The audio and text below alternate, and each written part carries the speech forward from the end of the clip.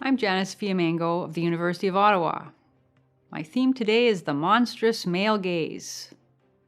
Stories about the varieties of female violation by that monster man are getting more bizarre by the day.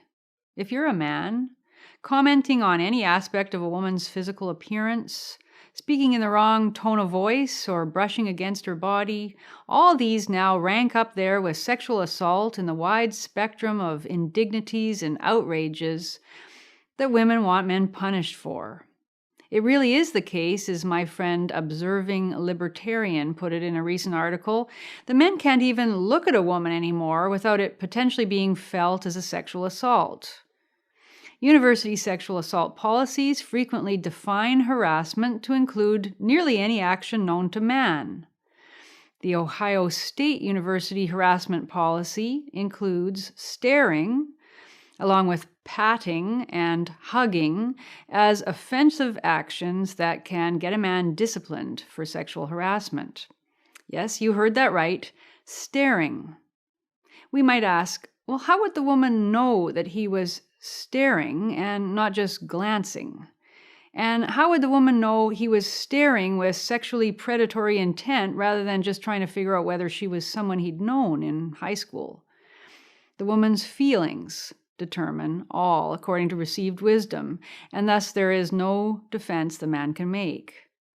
Recently, Charlotte Proudman, a British lawyer, made news over her outrage when another lawyer, Alexander Carter Silk, told her that her photo on LinkedIn was stunning. "You definitely win the prize for the best LinkedIn picture I've ever seen," the man wrote. Gee, what an outrageously perverted thing to say. Proudman went on the offensive immediately, refusing to accept Carter Silk's apology and tweeting about his transgression in so objectifying her. She went as far as to say that his comment constituted sexual discrimination, though she herself, as it later emerged, has often commented on men's and women's looks on Facebook, sometimes in the exact same language that Carter Silk used. But of course, she's a woman, and therefore she cannot, according to the feminist definition, be a sexual predator. Note to men, by the way, don't apologize in these cases, even if you do feel sorry for what you said or done. It doesn't help you. And in fact, it makes things worse for you because it is perceived as an admission of guilt, and it encourages the feministes to continue persecuting you and, emboldened and confirmed, to go after other victims. A couple of months ago, a similar outrage over almost nothing gave me reason to reflect on feminist objections to the most trivial male actions. A headline on Canada's state-funded online news source, the CBC, caught my eye. "Women sound the alarm about pickup artist on YouTube site." The story reports on a number of women very upset over encounters they have had with a man identified as Luke Howard, who approaches women on the street in Ottawa, engages them in conversation, and then asks for their phone numbers. As the women discovered later, Howard filmed the encounters with a tiny camera positioned in his eyeglasses and then posted them on YouTube as examples of pickup techniques men can use to meet women. The idea, he claimed, was to prove that it's not scary to talk to women.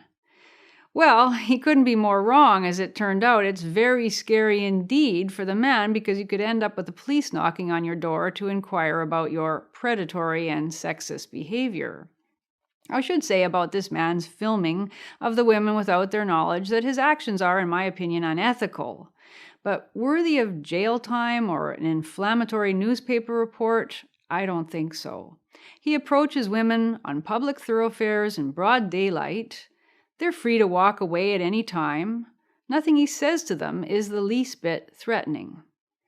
But judging from the chorus of outrage in the comments after the story from both men and women, many find him worthy of the harshest opprobrium. The question of men's advances and women's vulnerability has been with us forever. In Victorian times, a man couldn't begin speaking to a woman without a formal introduction, and there were strict rules of etiquette governing what questions he could ask her, even whether he could call her by her first name, and there were strict community punishments for violating the rules. Perhaps the Victorians understood more about male-female relations than modern feminists do. After all, if there's no difference between men and women, as the feminists tell us, then why are so many women unable to tolerate a look, a compliment, an observation, even a certain tone of voice? Yes, I know the feminist response. It's because we live in a male-dominated culture in which men use rape and the threat of rape to control women, and even men who do not rape draw a threatening power from that reality. Well, the statistics on rape do not bear out that claim, and even if rape were more prevalent than it is, there is or should be a world of difference between a sexual assault and a compliment or an admiring glance. What is new about all this fuss and worry is the near absolute credulity of the mainstream press and workplace bosses and university leaders about the sexual threat involved in seemingly non-threatening actions, and the idea that legal punishment or institutional discipline are necessary responses to female claims of emotional discomfort. How did we become a society in which a disciplinary tribunal is convened whenever a woman says she feels creepy? Part of what is going on is the mainstreaming of radical feminist theory, which was first disseminated in elite academic circles, then spread to the front lines of feminist activism, and finally found its way into police stations, law courts, and the media. Anyone who studied feminist theory at graduate school from the 1980s onward read or at least heard of film theorist Laura Mulvey on the male gaze. This was the idea that in film, the normative viewer and all the relations of looking are implicitly male. The camera eye is symbolically male, and to understand the intended meaning of the film, one has to adopt a masculine position. This theory was then extended to other art forms and eventually to culture at large, becoming a foundational idea of feminist theory, that all the major institutions of our society are organized to reflect and perpetuate a male view of the world, a world in which men look at women and act on women, and women are passive objects. The male gaze then became a shorthand for a technology of power to consolidate male dominance. Now, whether that was ever true or not, it was a satisfying and memorable way of explaining social relations.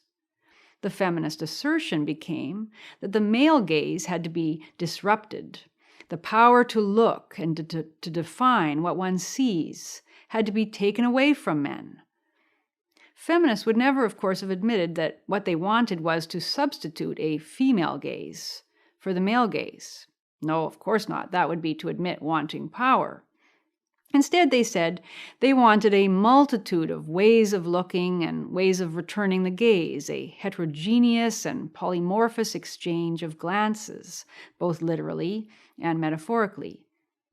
In reality, though, having already defined the male gaze as sexually predatory, demeaning, objectifying, it was impossible to rehabilitate it. There just wasn't room in the feminist utopia for male looking at all. And we see the results of the feminist discourse very clearly in the case of our pickup artist and those who object to him. Whatever the man claims or thought he was doing doesn't matter. He can protest that he loves women all he likes. His camera eye is seen as the gaze of patriarchal power, a violation and an assault. He's a misogynist who thinks women exist in public for his consumption, one woman tweeted right on script. Predators are everywhere, commented another. A true pig, said another, and so on. The project that Laura Mulvey and her ilk began in the 1970s has succeeded perhaps far beyond what the original proponents imagined. This, then, is the feminist utopia, a world in which men actually cannot look at women except under circumstances determined by the women. If the men do look in a way the woman decides is unacceptable, they can be subject to public disgrace, disciplinary proceedings, police visits, even job loss. In the feminist utopia, women are the only ones allowed to look. In fact, they're encouraged to look at men to judge their every move. The man has to get used to his every move being assessed for its potential violation of feminist standards. Even when a woman is not looking at a man, he knows she might be looking somewhere, sometime. French theorist Michel Foucault talked about the panopticon, a disciplinary regime in which prisoners are aware of themselves as potentially watchable at all times and thus learn to discipline themselves, to monitor their own behavior. And that's what the feminist regime wants to put in place for men, the feminist panopticon, an awareness by men that doing pretty much anything a woman doesn't like can get them in serious, life-altering trouble. Such a situation is bound to make men feel wary, uncomfortable, uncertain, fearful, even paranoid. And that, of course, is precisely how feminists want them to feel. The feminist gaze sees the world through a grotesquely distorted lens. And the more we allow it to determine law or policies, the more repressive the impact will be.